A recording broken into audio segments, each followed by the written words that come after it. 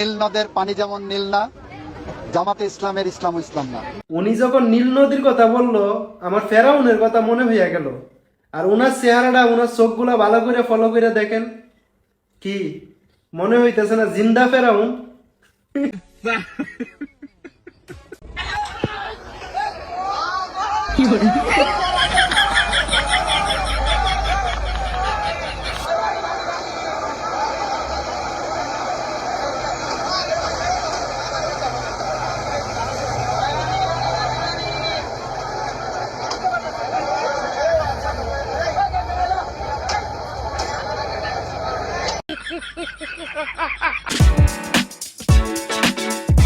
সতেরো বছর মনে করেন হাঁটতে পারি না, প্যারালাইজ বানাই রাখছে আওয়ামী লীগ ফ্যাসিস্ট শেখ হাসিনা, বুঝছেন?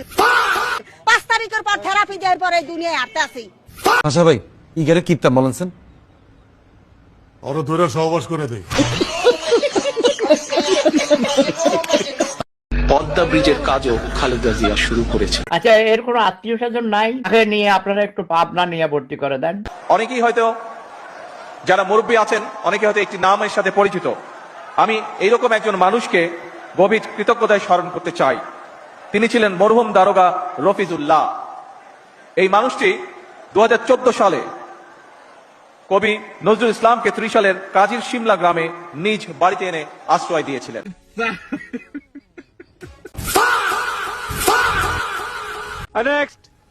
একজন সাংবাদিক এক জায়গায় বলছে বিএনপি খাল খনন কর্মসূচি শুরু করেছে, এটি তাদের একটি রাজনৈতিক প্রোগ্রাম, এর কোথাও কোনো হিসাব নেই, কিছু না, এটা করতে হবে বলে করেছে। তো আমি খুব শ্রদ্ধার সঙ্গে ওনাকে বলতে চাই, খাল খনন কর্মসূচির সাথে এই ভূমিকম্প পর্যন্ত জড়িত।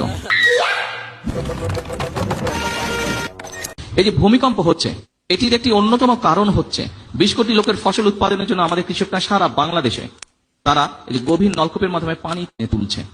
তার ফলে যেটি হচ্ছে, নিচে থেকে আস্তে আস্তে শূন্য হয়ে যাচ্ছে। আচ্ছা, খুব স্বাভাবিক, নিচটা যখন শূন্য হবে উপর থেকে সেটি ধসে পড়বে, তাই নয় কি? এটি তো স্বাভাবিক ব্যাপার। অশিক্ষিত যখন 1979 সালে নির্বাচনের সময় আসলো, সেই সময় মাওলানা ভাসানী শহীদ রাষ্ট্রপতি জিয়াউর রহমানকে বললেন, তোমার হাতে আমি ধানের শীষ তুলে দিলাম। रुको जरा सबर करो।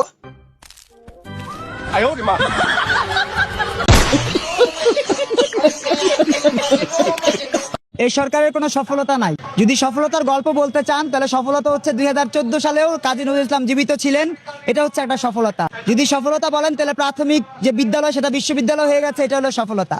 আর যদি ব্যর্থতার কথা বলেন, তাহলে টোটালটাই ব্যর্থতা। চালের দাম বেড়েছে, ডালের দাম বেড়েছে, তেলের দাম বেড়েছে, জ্বালানি তেলের দাম বেড়েছে, ভুয়া ভুয়া স্লোগান বেড়েছে। সেই ভুয়া ভুয়া স্লোগানে প্রধানমন্ত্রী তারেক রহমান নিজেই আক্রান্ত হয়েছেন।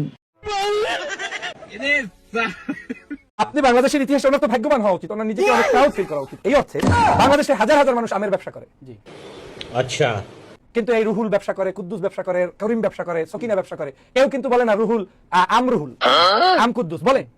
ঠিক আছে, বাংলাদেশে একমাত্র ব্যক্তি যাকে সবাই আমতারেক হিসেবে সাব্যস্ত করে, আম জনতার পার্টি। উনি যে আমতারেকের সার্টিফিকেটটা পেয়েছেন, এইটাকে নেগেটিভ বাদ দিয়ে যদি পজিটিভ ওনার মার্কেটিং ধরেন, তাও তো জামাত শিবির তার জন্য করে দেন। যদি উনি বলতেছে, কারণ এই জায়গায় আম কুদ্দুস নামে কেউ ডাকে, আম জনতার নামে কেউ ডাকে, বাংলাদেশে একমাত্র আম তারেক নামে কেউ ডাকলে ওনাকে চেনে।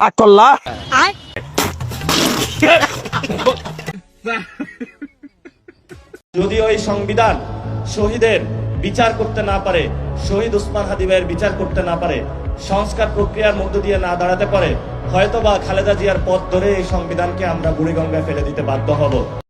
ওই যে একজন জীবন ছেড়ে দিছিল, দেখছিলেন? ছেলেটার নাম অনেকে আম তারেক বলে, বলতে পারবো না। দলের নিবন্ধনের জন্য আম জনতার পার্টি নাকি? আজকে জনাব তারেক রহমান এই আম তারেকক দেখে আবার ডাকতেছে, বলেন কি? এদিকে আস, দেখে একটু হাত ধরে মুসাফা করলেন, এরকম পিঠে একটু হাত বলা দিন, জীবন তো বেচারা ধন্য হয়ে গেল। এই তারেক সাহেব অনশনে বসলো দলের নিবন্ধনের জন্য।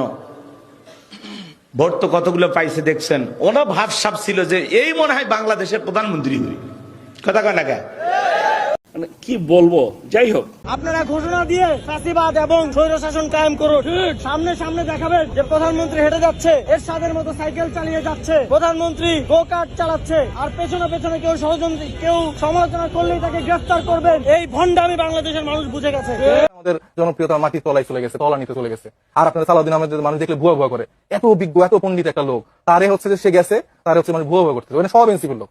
স্টেডিয়ামে হচ্ছে সে খেলা দেখতে গেছে, তার ওই পুত্ররে নিয়ে সেখানেও সব ভুয়া ভুয়া করছে। আমি বুঝলাম না, মানে বাংলাদেশের সব মানুষ কি এনসিপি জামাত এত লোক হয়ে গেছে, মানে স্টেডিয়ামে গ্যালারি ভর্তি মানুষ এনসিপির হইতে পারে, কারণ আসিফ মোহাম্মদ সজীব যে পরিমাণ লোকজন বসাইছে, সব মনে স্টেডিয়ামে লোকজন দর্শক ভাড়া করে না, স্টেডিয়ামে ভুয়া ভুয়া করে, রাস্তা দিয়ে হাঁটলে ভুয়া ভুয়া করে, আর হচ্ছে যে মানুষকে নাকি আমাদেরকে পছন্দ করে না, ভালোবাসে না। উত্তরটা দেন। আচ্ছা বলুন না, বলুন। আচ্ছা ভাই ভাই ভাই আচ্ছা চলে যাওয়া উচিত, কারণ উনি কথা বলতে পারেন না। আচ্ছা বসেন প্লিজ, আচ্ছা প্লিজ ভাই ভাই আচ্ছা প্লিজ প্লিজ ভাই ভাই নাটকটা কিভাবে করলো দেখছেন?